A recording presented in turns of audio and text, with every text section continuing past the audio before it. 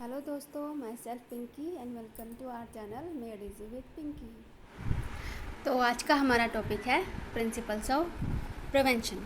इसका कुछ पार्ट रह गया था तो वो आज हम स्टडी करने वाले हैं। हमने काफ़ी सारे रूल्स देखे हैं, काफ़ी सारी चीज़ें देखी हैं कि हम कैसे प्रिवेंट कर सकते हैं डिजीज़ को। तो कुछ जनरल वेज भी है जो जिससे हम इन्फेक्शन जो है उसको प्रिवेंट कर सकते हैं। अब क्या स्पेसिफिक वेज हैं जिससे जो पर्टिकुलर डिजीज़ है हम उसको प्रिवेंट कर सकते हैं। तो इम्यूनाइजेशन सिस्टम जो होता है, हम इम्यूनाइजेशन टेक्निक भी यूज़ कर सकते हैं। अच्छा, इम्यून सिस्टम के बारे में तो मैं आपको बता ही चुकी हूँ कि जो इम्यून सिस्टम है वो इतना स्ट्रॉन्ग होना चाहिए कि जो माइक्रोब्स से बाहर से जो इन्फेक्शन वाले माइक्रोब्स हमारी बॉडी के अंदर आते हैं वो उनसे फाइट कर सकें और उनसे जीत सकें, जिससे वो डिजीज़ हमें नहीं हो पाएगी। तो उसके लिए कुछ और हम एग्जांपल लेते हैं, जैसे this days there is no smallpox anywhere in the world में कहीं भी स्मॉल पॉक्स हमें देखने को नहीं मिलेगा। पहले ये था, बट आजकल ये जो स्मॉल पॉक्स है ये हमें सुनने को भी नहीं मिलता है, देखना तो दूर की बात है। But as recently as 100 years ago, मतलब 100 साल पहले approx, smallpox epidemics were not at all uncommon. जो स्मॉल पॉक्स है वो अनकॉमन नहीं था, यानी कि स्मॉल पॉक्स हमें सुनने में बहुत ज़्यादा आता था। तो इस एपिडेमिक में क्या है, people use to be very afraid of coming near someone suffering from the disease. अगर किसी को स्मॉल पॉक्स था तो उस पर्सन के पास आने में भी डरते थे कि कहीं वो डिजीज़ उनको ना कैच कर ले। However there was one group of people who did not have this fear. एक ही ग्रुप था जिसको इसका फियर नहीं था। वो क्या ग्रुप था? नर्सिंग, है ना, ये तो हमें पता ही है। और अभी हम गुजरे हैं अपने कोरोना से, तो ये तो हमें पता ही है कि जो डॉक्टर का स्टाफ या जो नर्सिंग का स्टाफ है वो हमेशा हमारी हेल्प के लिए रेडी रहते हैं। तो उस टाइम पे भी जो नर्सिंग का स्टाफ था वो उसको फेस करने के लिए, जो उनके पेशेंट थे उनको क्योर करने के लिए हमेशा रेडी थे। This was a group of people who had small pox earlier and survived it. तो ये वो भी ग्रुप था जिनको स्मॉल पॉक्स हो चुका था, बट वो उससे सर्वाइव किए थे और अभी भी उन लोगों की हेल्प करने के लिए रेडी थे जो इस डिजीज़ से गुजर रहे हैं। दूसरे शब्दों में हम कह सकते हैं, if you had smallpox once, अगर एक बार आपको स्मॉल पॉक्स हुआ है, there was no chance of suffering from it again. तो ऐसा कोई चांस नहीं है कि दोबारा आपको होगा, मतलब एक ही बार होना है, उसके बाद आपको ये स्मॉल पॉक्स नहीं होगा। So having the disease once was a means of preventing subsequent attack of the same disease। यानी कि अगर कोई डिजीज़ आपको एक बार हुई है और वो उसके बाद नहीं होती है, तो आपने अपनी बॉडी को इस तरह से स्ट्रॉन्ग बना लिया है, इम्यून सिस्टम को इस तरह से स्ट्रॉन्ग कर लिया है कि उसके जो माइक्रोब्स है वो दोबारा आपकी बॉडी पर अटैक नहीं करेंगे।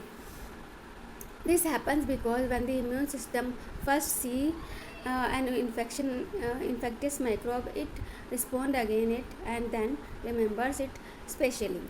तो इसी तरह से जो आपका इम्यून सिस्टम है वो आपका बहुत स्ट्रॉन्ग हो जाएगा, और अगर उस तरह के माइक्रोब्स आपकी बॉडी पे फिर से अटैक करते हैं तो आपके इम्यून सिस्टम में इतनी क्षमता होगी कि वो उससे फाइट करेंगे और जीत जाएंगे और वो डिजीज़ आपको नहीं हो पाएगी। So the next time that particular microbe its close relatives enter the body, the immune system respond with even greater वेगर।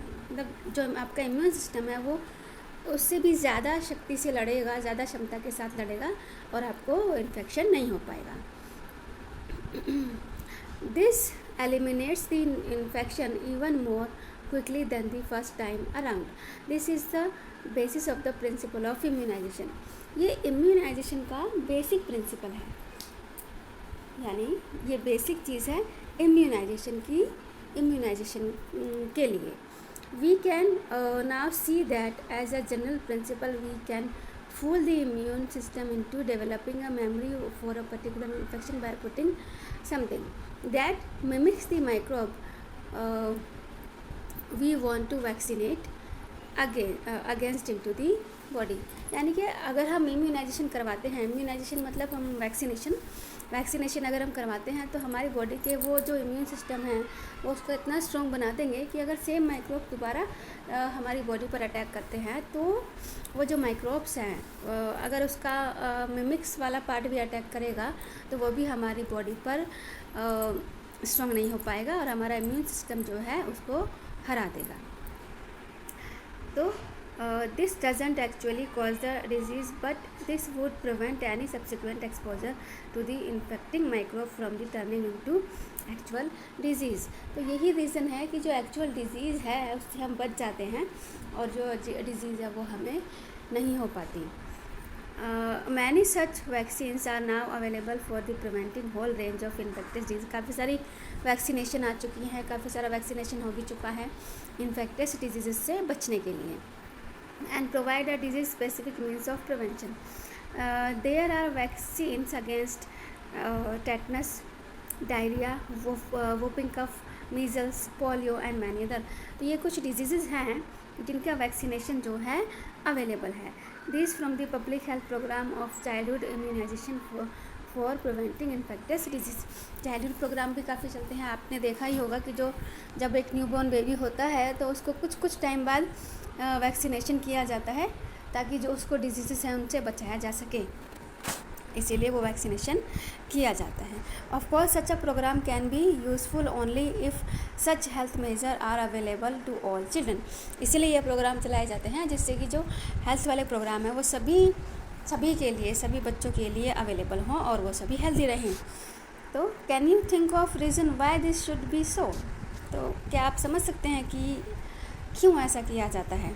Some hepatitis viruses which cause jaundice are transmitted through the water.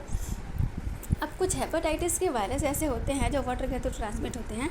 There is a vaccine for one of them. तो एक vaccine है hepatitis A in the market, but the majority of children in many part of India are already immune to hepatitis A by the time they are 5 years old. This is because they are exposed to the virus through water. Under these circumstances, would you take the vaccine? तो hepatitis A की तो vaccine है, लेकिन कभी कभी situation ऐसी हो जाती है जो क्वांटिटी है वो ज़्यादा हो जाती है और जो वैक्सीन है वो थोड़ी कम पड़ जाती है, और ये 5 ईयर तक की होती है। जो 5 ईयर तक के बच्चे होते हैं उन्हीं में इसका डर रहता है कि जो हेपेटाइटिस ए है वो बच्चों को हो पाएगा। तो अगर ऐसी कोई कंडीशन या ऐसे कोई सिम्टम्स हम देखते हैं तो हमें डॉक्टर से कंसल्ट करना चाहिए और वैक्सीनेशन कराना चाहिए। तो इस तरह से हम कुछ प्रिवेंशन के रूल्स हमने अभी देखे हैं। इससे पहले की वीडियो में कुछ और देखे थे और अभी हमने कुछ और रूल्स देखे हैं। तो इस तरह से हम जो प्रिवेंशन है वो ले सकते हैं और जो डिजीज़ हैं उनसे बच सकते हैं।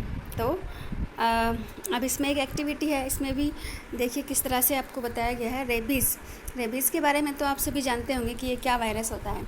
Virus is spread by the bite of the infected dog and other animals, है ना। जो रेबीज़ है वो किससे होता है, इन्फेक्टेड डॉग या अदर एनिमल से होता है, इन्फेक्टेड से होता है।